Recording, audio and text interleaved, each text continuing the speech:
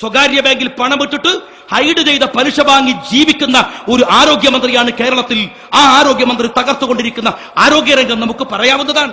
എളമരം കരീം പറയണോ? നിങ്ങൾ ആലോചിച്ച് നോക്ക്. കോഴിക്കോടൊക്കെ ബറാമി ഹാളൊക്കെ ഒറ്റ വിഴുങ്ങലാണ്, തീർന്നു. മൂപ്പര കയ്യിലാണ്. മൂപ്പര മരുമൻ ബറാമിയാള് കോടികൾ വരുന്ന ആളൊക്കെ മിണുങ്ങി തീർത്തു. എല്ലാം ഇങ്ങനെ ഒരു കാട്ടു. എന്നാ പിന്നെ ഇതൊക്കെ ആര് പിടിക്കും? ആരാ പിടിക്കേണ്ടത്? ആരാതൊക്കെ നിയന്ത്രിക്കേണ്ടത്? അഭിവന്ദനായ പാർട്ടി സെക്രട്ടറിയാണ് മൂപ്പര് വലിയ കള്ളനാണ്. മൊല്ലാക്ക നിന്നാ മൂത്രയിക്കണത്. പിന്നെ കുട്ടികൾ നടക്കൂലേ? മൂപ്പരാരാണ് 360 കോടി അമക്കി കുത്തിർക്കാണ്. പിന്നെ മൂപ്പർക്ക് എന്ത് 2 കോടിയും 10 കോടിയും 24 കോടിയും 60 കോടി ശ്രീമതി ടീച്ചർ നിസ്സാര സംഖ്യല്ല. 360 കോടി അമക്കിയിട്ടിരിക്കുകയാണ്. നിങ്ങൾ ആലോചിച്ച് നോക്കി. ലാവലിംഗ് കേസ് പടി അദ്ദേഹത്തെ ഇവിടുത്തെ സാധുക്കളായ കുട്ടികളെ ഈ സ്കൂളിൽ മുഴുവൻ പറഞ്ഞിട്ട് തകർക്കുക, ഇല്ലാണ്ടാക്കുക, സ്വന്തം മക്കളെ ലണ്ടനിലും അമേരിക്കയിലും പറഞ്ഞ് പഠിപ്പിക്കുക, കൊട്ടാര സദൃശ്യമായ വീടുകൾ ഉണ്ടാക്കുക. ഞാൻ വിശദീകരിക്കാൻ പോണില്ല. അഴിമതിയുടെ മൂത്തരൂപമായിട്ട് സഖാവ് പിണറായി വിജയൻ മാറി. എല്ലാ അർത്ഥത്തിലും മനുഷ്യരെ ഉപദ്രവിക്കുന്നവർ, മനുഷ്യന്മാരെ അപകീർത്തിപ്പെടുത്തുന്നവർ എല്ലാം. എന്നിട്ട് ഇതൊക്കെ മറച്ചു വെക്കാനോ? മുസ്ലിങ്ങളോട് ഭയങ്കര, മുസ്ലിങ്ങളെ കണ്ടാൽ എന്തൊരു സ്നേഹവും ഇഷ്ടവും ബഹുമാനവും CPM-ന്. ഇപ്പോ നിങ്ങൾ ആലോചിച്ച് നോക്ക്. അതും എങ്ങനെ? NDF-ന്റെ പ്രവർത്തനത്തിൽ പോലും. ഞാൻ അവസാനിപ്പിക്കുകയാണ്. ഇത് നിങ്ങൾ ഗൗരവത്തോടെ മനസ്സിലാക്കണം. CPM-ന്റെ പ്രവർത്തനം, NDF-ന്റെ പ്രവർത്തനം, PDP-യുടെ പ്രവർത്തനം കൊല്ലത്ത് പോലെയല്ല മലപ്പുറത്ത്, കണ്ണൂർ പോലെയല്ല മലപ്പുറത്ത്, വയനാട് പോലെയല്ല മലപ്പുറത്ത്, വ്യത്യസ്തമാണ്. ഇത് മനസ്സിലാക്കണം നിങ്ങൾ. ഏറ്റവും വലിയ മൂരാച്ചിയാണ് നമ്മൾ അച്യുതാനന്ദൻ. മൂപ്പരെ പോലും നിങ്ങൾ ശ്രദ്ധിച്ചു നോക്ക്. മലപ്പുറത്തേക്ക് എത്തിയ മൂപ്പർക്ക് മാപ്പിളരെ കണ്ട ഒരു സ്നേഹവും ഒരു ഇഷ്ടവും ഒരു ബഹുമാനവും, ഒരു മൊയ്ലിയാരൊക്കെ കണ്ട കെട്ടിപ്പിടിക്കുക. എന്തൊരു ഇഷ്ടമാണ്, എന്തൊരു സന്തോഷമാണ്. മുസ്ലിങ്ങളെ കണ്ട എന്തൊരു സ്നേഹം. പോന്ന വഴിക്ക് വല്ല കുത്രാത്തീപ് കണ്ട ഇറങ്ങി കുത്തുക അല്ലേ? അതിനൊക്കെ തയ്യാറാണ്. നമ്മൾ സമ്മതിച്ച പള്ളിക്കേരി 2 നിക്കരിക്കാൻ വരെ അച്യുതാനന്ദൻ മലപ്പുറത്ത് തയ്യാറാണ്. എന്നാൽ ഈ അച്യുതാനന്ദൻ നമ്മളൊന്ന് കൊല്ലത്ത് പോയി നോക്ക്. ഒന്ന് കൊല്ലത്ത് ഒരു മുസ്ലിം അടുത്ത് പോയി നോക്ക്. മൈൻഡ് ചെയ്യൂല. ഒരു ബഹുമാനമില്ല, ഒരു ആദരവില്ല. മലപ്പുറത്ത് മുസ്ലിങ്ങളോട് പ്രത്യേക ഇഷ്ടമാണ്. ആ ഇഷ്ടം കൊല്ലത്തെ മുസ്ലിങ്ങളോടില്ല, ആലപ്പുഴത്തെ മുസ്ലിങ്ങളോടില്ല, വയനാട്ടിലെ മുസ്ലിങ്ങളോടില്ല. മലപ്പുറത്ത് നിങ്ങൾ പരിശോധിച്ച് നോക്ക്. എല്ലാ CPM-കാരും ഇവിടെ എത്തുമ്പോൾ ഒരു ഇഷ്ടം, ഒരു സ്നേഹം, ബഹുമാനം. അവിടെയോ? ഇവിടെ CPM-ന്റെ സംസ്ഥാനത്ത് CPM-ന്റെ നേതാവാരാണ്? സഖാബ് TKMC ആണ്. ആരാ സഖാബ് TKMC? അത്യാവശ്യം കണ്ടം കൊണ്ട് ആയത്തോ ഹദീസൊക്കെ ഓതി ഒപ്പിക്കും. അതെന്തിനാണ് ഹംസൻ എങ്ങനത്തെ ഒരാള് മലപ്പുറത്ത് ആവശ്യമാണ്? ഇവിടെ മാപ്പിളരോട് കളിക്കണമെങ്കിൽ ആയത്തോ ഹദീസൊക്കെ കുറച്ചെങ്കിലും പഠിച്ചിരിക്കണം. അതുകൊണ്ട് ഹംസ.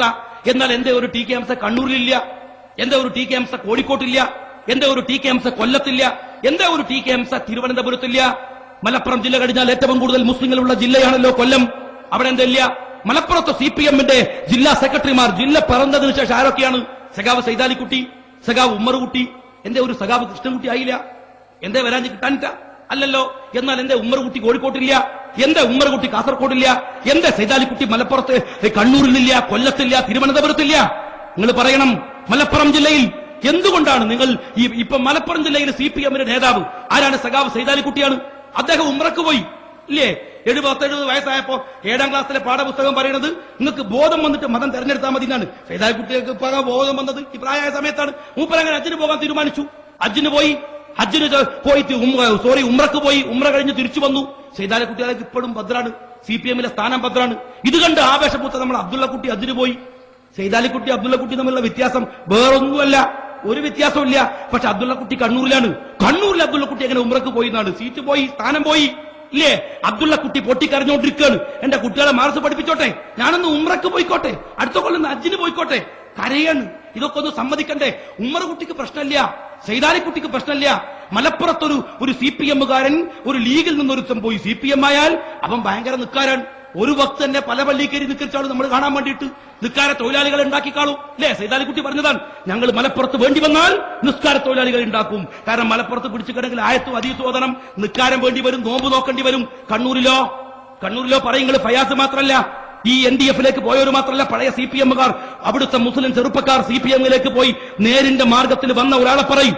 തനി ഗുണ്ടകൾ, തനി തെമ്മാഴിത്തത്തിന് നേതൃത്വം കൊടുക്കുന്നവർ, വാടക ഗുണ്ടകൾ, സകല മാഫിയ ഇടപാടുകളും നടത്തുന്നവർ മുഖ്യധാരയിലേക്ക് വരണില്ല. എന്താണ്? മലപ്പുറത്തെ മുസ്ലിം ഉമ്മത്തിനോട് കളിക്കണമെങ്കിൽ ഇവിടെ മുസ്ലിങ്ങളുടെ മുഖ്യധാരയിൽ നിൽക്കണം. അവരുടെ ദിക്റുകൾക്കയിൽ പോകണം, അവരുടെ സലാത്തിന് പോകണം, അവരുടെ ഏർപ്പാടുകൾ പങ്കാളികളാവണം. അതിന് മലപ്പുറത്ത് കാണിക്കുന്നു. എന്നാൽ മറ്റുള്ളവർത്തില്ലേ? ഒരു മുസ്ലിങ്ങളല്ലേ? അവര് മുസ്ലിങ്ങളല്ലേ? ഇപ്പൊ അബ്ദുൽ നാസർ മദനിനെ നിങ്ങൾ എടുത്തു നോക്കി. മൂപ്പർ എന്താ പറയുന്നത്? മലപ്പുറത്ത് നന്നാക്കണം. കൊല്ലൊക്കെ നന്നാക്കിയില്ലെന്നാണ്, ഫിനിഷ് ചെയ്തില്ലേ? ആലപ്പുഴ പണ്ടേ നന്നായി. ആകെ മലപ്പുറം മാത്ര പ്രശ്നം. മലപ്പുറം നന്നാക്കണം. എല്ലാരോടും സൈക്കിൾ കൊടുത്ത് മലപ്പുറത്ത് കേടും അല്ലേ? എല്ലാരും ഇങ്ങോട്ട് വരികയാണ്. എന്താ കാര്യം? ഇവിടെ ഒരു ജമാഅത്തുണ്ട്, അതുകൂടെ പൊളിക്കണം. അതിനുള്ള വേലത്തരാണ്.